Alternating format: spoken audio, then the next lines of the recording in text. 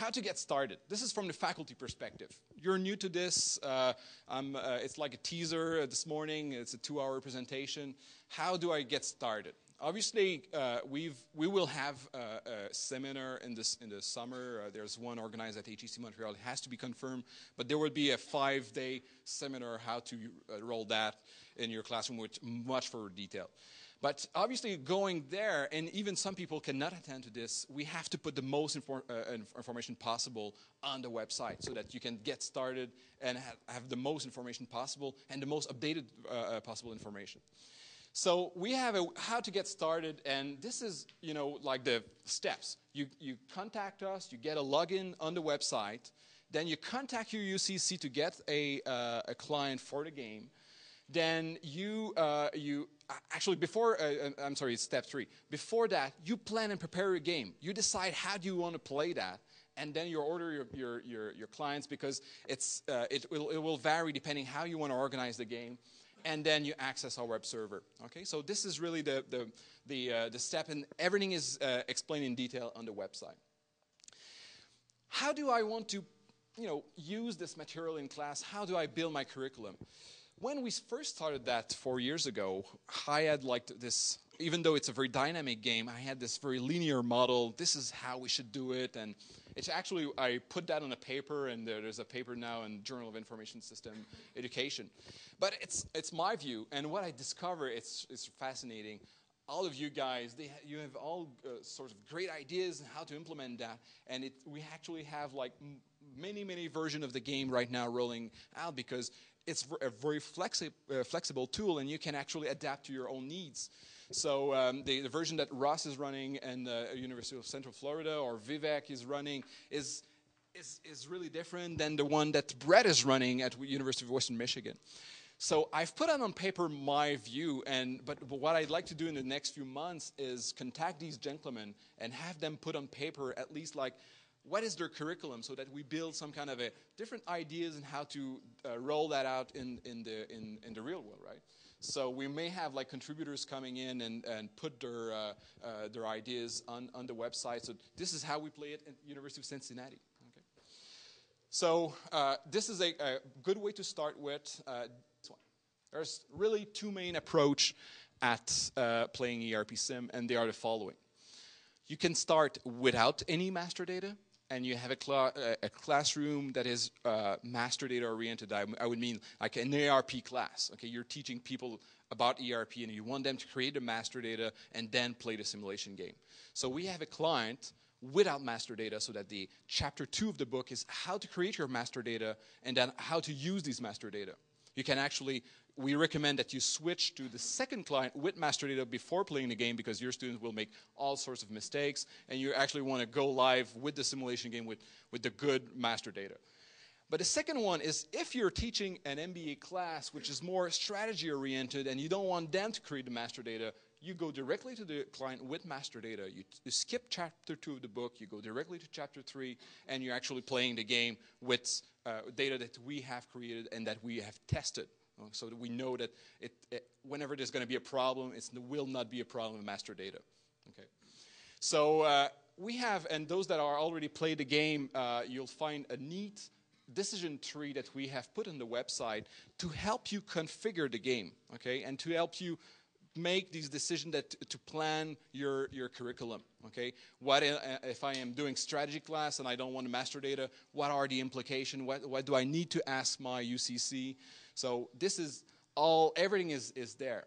Also, this is meant to configure the simulator, because your job as a faculty, if you want to use that, you have certain key decisions to make before you start the engine. You have to tell them what exactly you want to simulate. And this decision tree will lead you to the correct decision to how to configure the flight simulator of ERP Sim, right? So if you decide to optimize production or procurement, all the key decisions are there. Especially, for example, in accounting. We have, in the new version, we've put up a lot of fixed costs and depreciation charges that are very interesting to put like a fixed charge in the game, so that if they're not using their plant, if they're not fully utilizing their plant, they have a huge cost to carry. Okay, so especially the MBA, this version is great. The undergrads, I mean, it becomes very complex if you put fixed costs. But with the MBA, when you put fixed costs, they really have to utilize the plan at a high level. So here you have like how to switch on and off these fixed costs.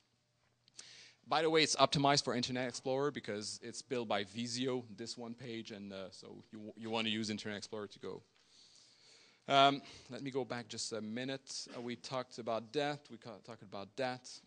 Testimonials. We have a celebrity in the room, especially Ross, who has the most number of hits on his YouTube page. What we did is we actually went to the faculty who've used the game and tried to like build some kind of a testimonial. So we went to Ross, we went to Vivek, to Biru to tell us how you use the game and how the student react to this. And I invite you to go to them and those others that are playing the game. Brett is playing the game and many others in the room also. The idea is that they will give you the sense that, and I will quote Ross in one of his testimonials saying that one day he came to class and for some reason there was a technical glitch, I think the internet or something, and the students, they were so upset. I'm sorry? They booed you because they couldn't play the game, okay? So they arrive in advance, they set for the game, so it's really a gaming experience, and they are eager to come to your ERP class. Since we have introduced the ERP game in our ERP class, I can tell you that my evaluation from the students, I've skyrocketed, and maybe others can testify of this as well, because the students, they love to come and play the game. So go and watch some of these testimonials. Also, one issue we had is to actually train you in the simulator. And especially coming here, you want to go back home and be able to use that. And I'm not able in 2 hours to demonstrate to you how to actually operate the simulator. So what we did is we built a flash tutorial. It's about 10, 15 minutes on how to actually use the simulator. And what's good about it is, especially if, for example, if you want to come to the training in the summer to have more information, well, this is a good reminder after when you come back to how to actually operate that in your classroom. While I think it's quite well documented at this point, and Derek has actually done this work for us, and that you could actually use that without even too much of training beforehand. But we'll hear your comments about this part of the training. What else do we have? We have made. Okay, that's covered. Frequently asked question also. We had a Google group for faculty to ask question. We've summarized the main question, put them in an FAQ. We will be changing in the spring the support, and I'll come back to that in a minute, the support and the ticket system. The Google group is not very convenient to actually search for previous question, so we will be changing that. I'll show you in a minute.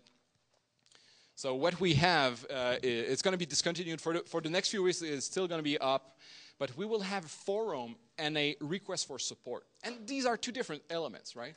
If you have an idea and you say, it would be cool to do that, and let's exchange with other faculty, go on the forum, okay? And let's hear your ideas. And this whole venture of a simulation game has been built because we've been able to do that outside HEC, and now we have more than 30 universities doing it. So getting your feedback is very important. So if you want to discuss some ideas, the forum is there.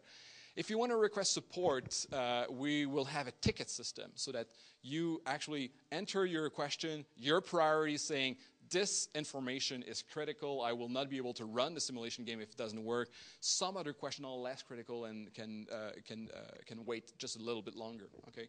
Remember that we're not a big team, and some of these questions, when they come, especially on the weekends, it's not always easy to actually answer the question.